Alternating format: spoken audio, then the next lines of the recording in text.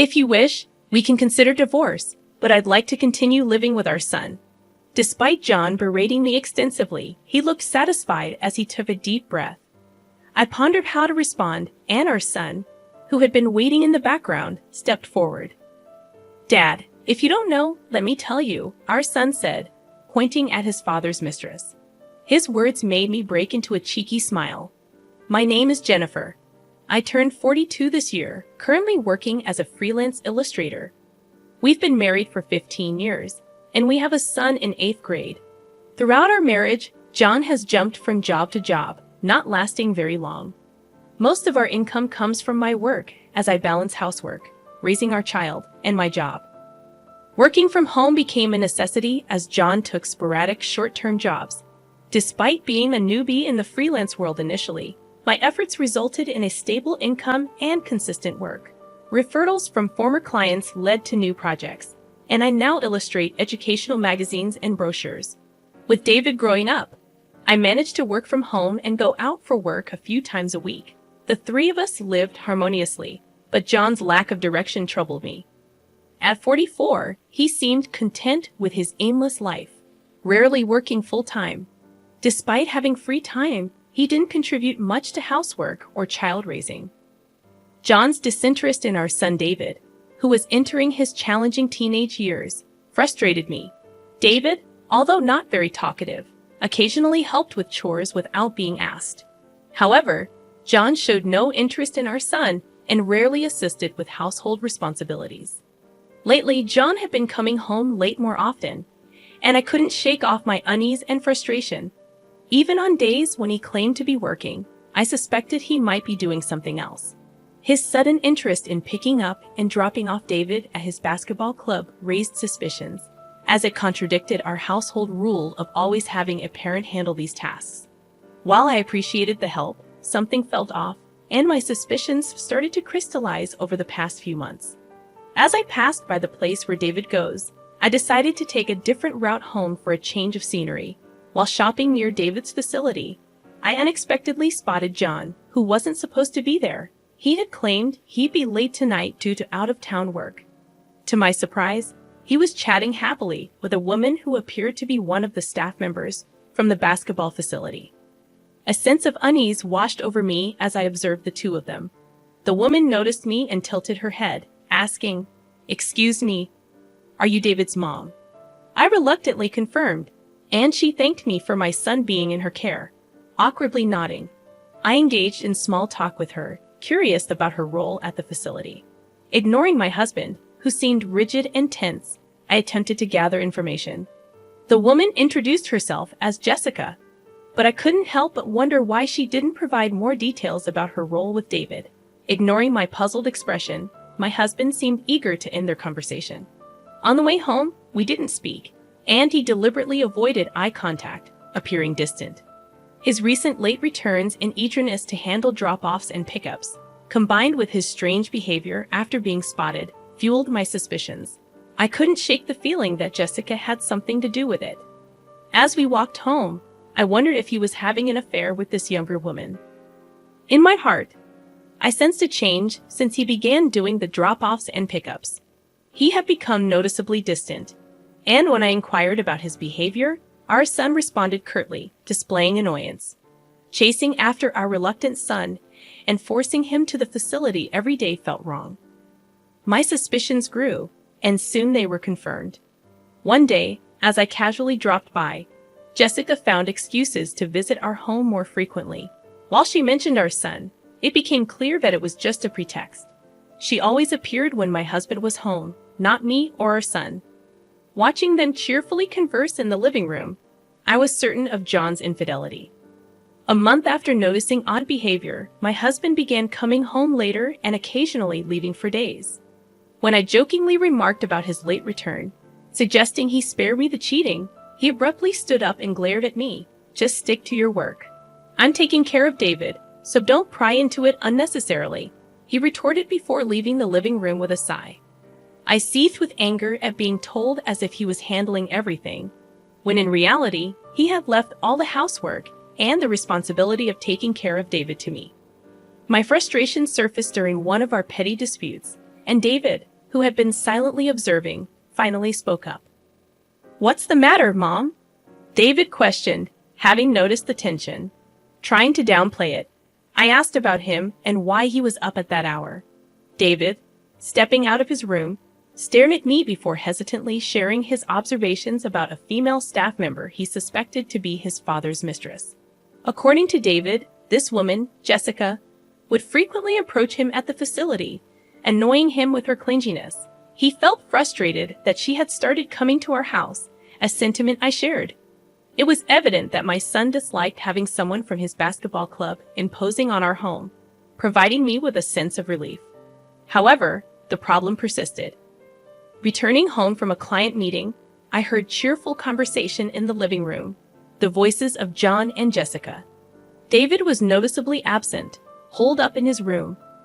Upon entering the living room, both John and Jessica turned their eyes toward me. Jessica, with unwavering confidence, greeted me. "Welcome back, David's mom." I ran into John, so he invited me in, Jessica said, addressing my husband by his name, a fact that deeply unsettled me. Attempting sarcasm, I inquired about her frequent meetings with John, to which she responded with a smug face, claiming it was part of her job. Her audacity continued as she pointed out the deficiencies in my housekeeping, expressing that the house felt cozy but lacked thorough cleaning. My husband didn't rebuff her comments and even chuckled along, seemingly siding with Jessica. Although I worked from home, I felt self-conscious about not keeping up with housework. However, if he contributed more to chores and childcare, it wouldn't be an issue. Feeling mocked and ridiculed, unable to bear the tension, I hastily left the living room for the bedroom, still holding my belongings. Frustration, sadness, and embarrassment overwhelmed me. I feared that Jessica might eventually take over my place in the family.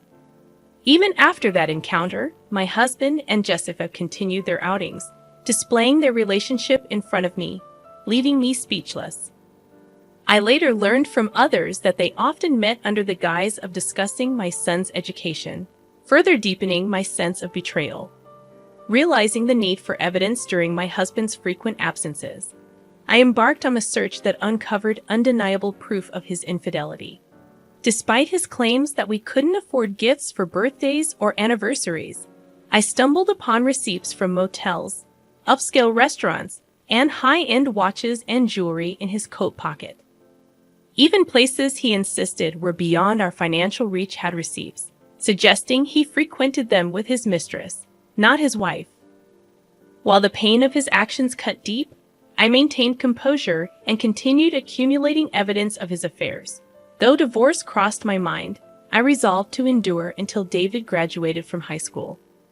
Yet I vowed to gather sufficient evidence to secure a favorable position if the time for separation came.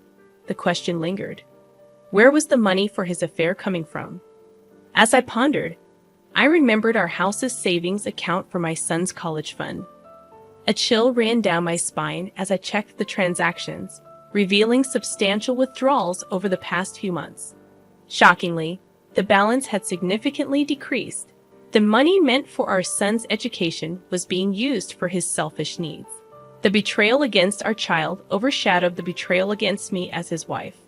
Suppressing my anger, I chose to act normal, not wanting our impressionable son to sense the brewing storm. I carried the burdens alone, trying not to burden our son who was studying diligently.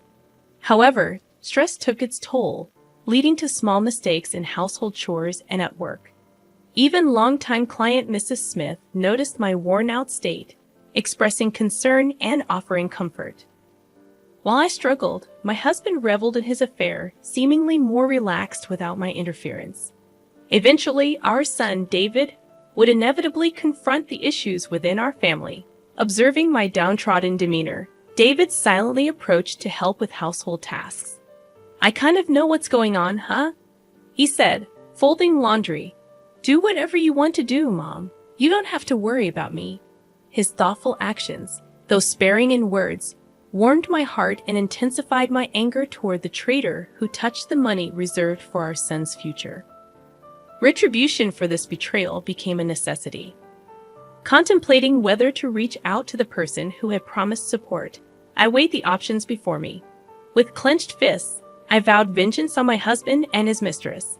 One evening, he suddenly announced a week-long work trip for training in another state. However, skepticism arose.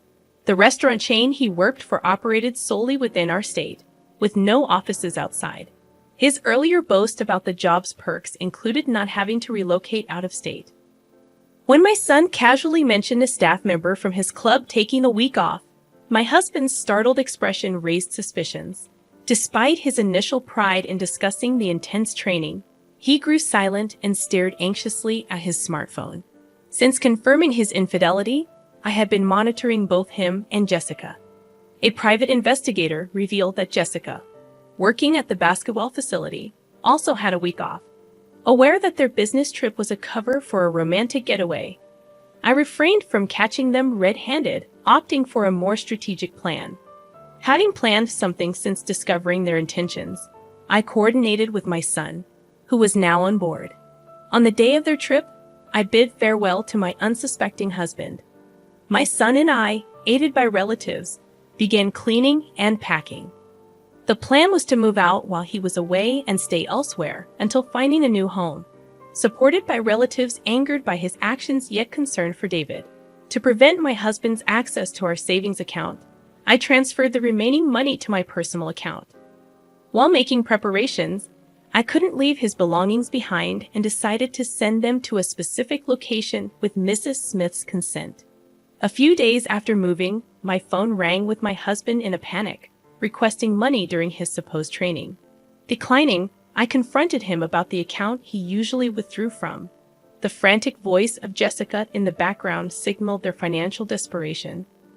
The next day, my son and I headed to a specific location, a magnificent mansion with a well-maintained garden. Inside, we found my cheating husband and his mistress, sitting on the floor, apologizing to Mrs. Smith. She, with a stern expression, was not just a longtime client, but also the principal of the middle school attended by my son, forging a close relationship over the years.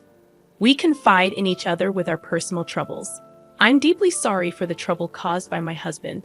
In truth, it's my daughter's fault that all of this happened. It turned out that Jessica, who was on a trip with my husband, was questioned by her parents about a package she received at home and had no choice but to return immediately. Naturally, she insisted that my husband accompany her. Upon hearing Mrs. Smith's words, my husband began to shake in fear. Mrs. Smith had always been concerned about my declining health after learning about John's affair. When I finally confided in her about the affair and she discovered that the mistress was her daughter, she was utterly devastated. Despite this, Mrs. Smith wanted to make amends for her daughter's actions and had been cooperating with me ever since. Pointing at the piles of boxes, she sternly reprimanded her daughter, expressing her disappointment. "You should be ashamed of yourself for always wanting what isn't yours," Mrs. Smith scolded her daughter sternly. Her daughter attempted to defend herself, claiming it was a misunderstanding, but Mrs. Smith wouldn't hear it. She insisted on an apology, promising consequences for her daughter's actions. Ignoring Jessica's hysterics, I turned my attention to my silent husband standing beside her. "Don't you have something to say to me?" I asked sharply, prompting David, who had been standing behind me, to step forward. "She's not a regular staff there, just an intern at the club," David interjected firmly, addressing Jessica directly. "And don't you ever try to get all chummy with me again. Always flirting with men. It's disgusting."